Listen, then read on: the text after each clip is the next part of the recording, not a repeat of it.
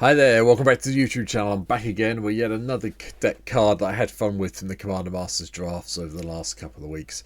And obviously you know what you're here for. You're here for Yennett, Cryptic Sovereign, 2 white, blue and black for a 3/5 Sphinx with Flying, Vigilance and Menace. Yeah, okay, that's fine. 3/5, 5 mana. Quite useful, 3 abilities, happy with that. Next bit's a lot of fun though. Whenever Yennett, Cryptic Sovereign attacks, reveal the top card of your library. You may cast that card without paying its mana cost if its mana value is odd. If you don't cast it, draw a card. Okay then, we'll do that. Yeah, this deck is probably going to be one of the weirdest ones you've seen, but I did draft this once. I didn't do very well in the draft, I'll be honest. But I did manage to get Yennett once, and it was a lot of fun trying to build an odd mana value deck in a commander format where a lot of the good cards are at 4, 2, 6 mana. So it was quite a challenge, but I had a lot of fun playing the deck, and I did get a few free spells off it. I figured now's the time to look at this. Wilds of Eldraine is releasing on MTGO today. Gives me a chance to talk about this before I start doing the Wilds videos, probably Thursday, Friday this week. So, what does my Yennett deck look like? Well, my Yennett deck looks very much like this. As usual, start with the mana base. Blue, black and white lands everywhere. Yeah, you don't get to put them for 0, so they're even technically. So yeah, you don't get to put them in for free.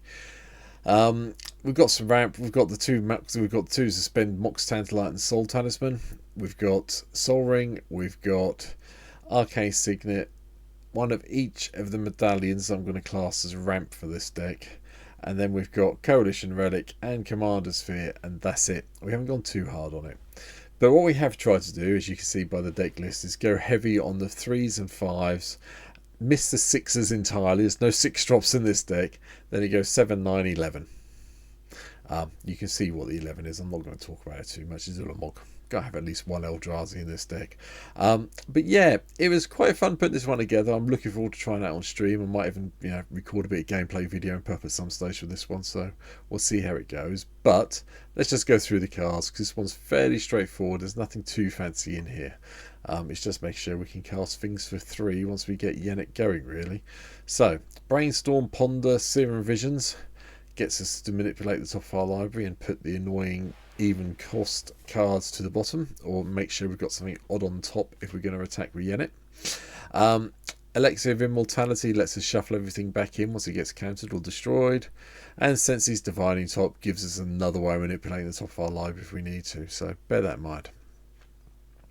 Cyclonic Rift gives us a way to control the board.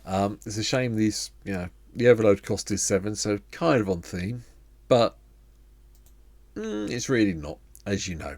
So that's there. I've mentioned signets, medallions, so on and so forth to help us do the ramping, but we've got the greaves and the boots in here just to protect Yennett and make sure we can get those attacks in as soon as we can cast them. I think we'll go with them. Not sure. We'll go with them. 3 drops of where we're at though. We've got Ghostly Prison. We've got Propaganda to slow everything down so we can make sure we're being protected. Lauren's nice because it blows something up on an enchantment or an artifact when it comes into play, hence why it's here. Unbreakable Formation makes all our creatures indestructible when we're attacking. Day's Undoing gets us another way of shuffling our entire graveyard into our library and drawing 7 cards, and then we do have to end the turn, so a little bit annoying if you're attacking and you hit this, but yeah, get some damage in all 7 cards. If you're ending the turn, you're probably saving your creatures, so it's probably better to do it this way. Midnight Clock, another little bit of ramp, and we get to put the R counters on. Then we get to do the whole 12th hour is put on a Midnight Clock, shuffle your graveyard, your hand and your graveyard into your library and draw 7 new ones. So another way of doing it. I have succumbed. I have bought Ristic Study after 6 years, 7 years of playing MTGO. Never picked one up before now. This promo one was under 2 tickets when I bought it for this deck, and I'm very happy I've picked one up. So yep, Ristic Studies here. Another one that hopefully we'll get for free. Vesuvian Drifter from Aftermath. I think a lot of people are sleeping on this card. It's 2/4 with flying for 3 mana. That's pretty good. Cope with that. And whenever you may look at the top card of your library at any time, and at the beginning of each combat you may reveal the top card of your library. If you reveal a creature card this way, The Vesuvian Drifter becomes a copy of that card until the end of turn, except it has flying. Now, not great. You know, it becomes a copy of Ulamog, but it's a 10/10 flying that's indestructible. Okay, you don't get your trigger. You don't get your Annihilate trigger, but, you know, yeah, I can cope with that. Anyway, Vega the Watcher. Whenever you cast a spell from anywhere other than your hand, draw a card. Combo. Atheros makes sure that our creatures either come back to our hand or our opponents have to lose life to make sure they go to the graveyard. But they've got so many ways of shuffling them back in that they're probably going to let them come back to our hand when they realise it. Amenaltu, the Fate Shifter, just so we can draw a card and then put a card from your hand on top of your library. Gets you around some of the even card locks. You know, we've only got these few and these two here that we're coming to. The -6 I'm not worried about. The -1 could be quite interesting. Yeah. But not for that because you have to cast it, just so we're clear. But, you know, it's not bad with the portal. Moving on. Rafine, Scheming Seers here. Get some conniving on the go. And Toles, Clever Conductor. I decided to chuck Toles in. I haven't seen Toles for a while. But, you know, enters the battlefield, connive. Whenever you discard one or more cards, exile them from your graveyard. When Toulouse dies, put the cards exiled with it into their owner's hand. Nice way to get some card draw on the go. Burnished Heart is fun. Another way of ramping up some basic lands if we need them to. A little bit of control of Wrath of God and Damnation. So, you know, out of this whole deck, 1, 2, 3, 4, 5, 6, 7, 8, 9, 10, 11 cards out of 99. If you ignore the lands. So, I don't know, 37 off that gives us 62, take off 11, 51 cards are odd in this deck. Not bad. Boss's Chauffeur, nice little citizen creature that comes in with number of +1/+1 counters on it equal to 1 plus number of creatures we control. And then whenever another creature enters the battlefield under your control, put another +1/+1 on it. When it dies, you get a whole load of citizens. Sphere of Safety, another way of stopping everyone attacking you. Cavalier of Dawn, blow something up, give them a golem, and then when it dies, we get an enchantment or artifact from our graveyard to our hand. That's nice. Serum Sovereign, I thought we'd better have a few more Sphinxes in here. This is the Phyrexian one, from Phyrexian will be one. Whenever you cast a non-creature spell, put an oil counter on it, pay 1 blue mana, remove an oil counter, draw a card, then scry. Nice. Thank you very much. Happy with that. Defiler of Dreams means we can cast a blue spell, we draw some cards. Glyph Keeper does a whole embalming thing, and the first target of when it becomes the target of a spell or the ability first time each turn counter it. Yeah, okay then. Guardian of Tasm goes back to the original Battle for Zendikar. Well, no, one of the Zendikar blocks is Battle for Zendikar, isn't it? I just looked. Landfall, tap target creature an opponent controls. So that land is an island, doesn't untap, so that's cool. Sphinx Clear Skies has a ward and flying and domain, so 3 is the maximum we can do with domain. Island, plain, swamp. And then you get to do reveal the top X cards of your library, put 1 pile in your hand, the other in your graveyard. That's fine. A little bit of mini factual fiction. Cavalier of Gales, we get to draw 3, put 2, and then scry when it dies. Future Sight. A card I specifically picked up for this deck. You may play lands and cast spells from the top of your library. Play with the top card of your library revealed. Makes doing the whole is it odd really easy. Durrani, the Midnight Sky, probably brings back a creature. Cavalier of Night, we probably sacrifice a creature to destroy a creature. Eloise, Nelefin, Sleuth. Another creature you control dies, we get to investigate. And whenever we sacrifice a token, we get to surveil 1. So that's pretty cool.